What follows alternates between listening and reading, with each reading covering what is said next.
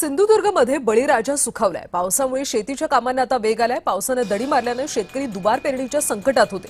गेले 3 दिवस पडणाऱ्या पावसामुळे सध्या शेतीच्या कामांना वेग आल्याचं पाहायला मिळतंय। मान्सूनच्या पावसाने दडी मारल्याने शेतकरी दुबार पेरणीच्या संकटात होते। मान्सून दाखल झाल्यानंतर पुढचे 10 ते 15 दिवस बरसलाच नाही, त्यामुळे शेतकऱ्यांनी भात पेरून ठेवले होते। ते भात शेतीमध्ये लावण्यासाठी पाऊस नसल्याने शेतकऱ्यांवर दुबार पेरणीचं संकट होतं। मात्र गेले 3 दिवस सिंधुदुर्गमध्ये पाऊस पडत असल्याने शेतकऱ्यांनी आता शेतीच्या कामांना सुरुवात केली। मात्र हा पाऊस शेतकऱ्यांना समाधानकारक नसल्याच्या प्रतिक्रिया आता शेतकऱ्यांनी दिल्या।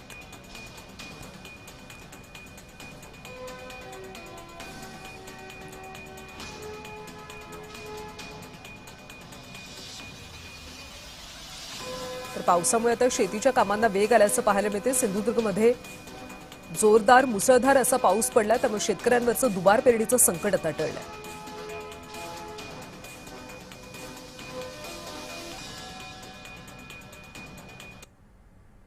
सध्या बघितलं तर मोठ्या प्रमाणात गेले 2 दिवस हा तळ कोकणात पाऊस पडतोय आणि त्यामुळे जे शेतीच्या कामांना आहे ती पुन्हा एकदा सुरुवात झालेली पाहायला मिळते। मी कुडाळ तालुक्यात आहे आणि कुडाळ तालुक्यात बघितलं तरी ते बांबार्डे हा जो परिसर आहे या परिसरात बघितलं तर शेतीच्या कामांना वेग आलेला पाहायला मिळतो।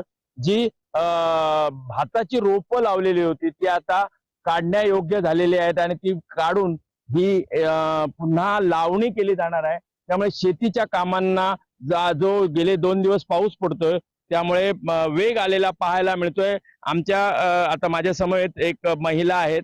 मला सांगा, सध्या शेतीची कामं आहेत ती पुन्हा एकदा सुरू झाली आहेत। सध्या पाऊस आहे तो शेती योग्य आहे का?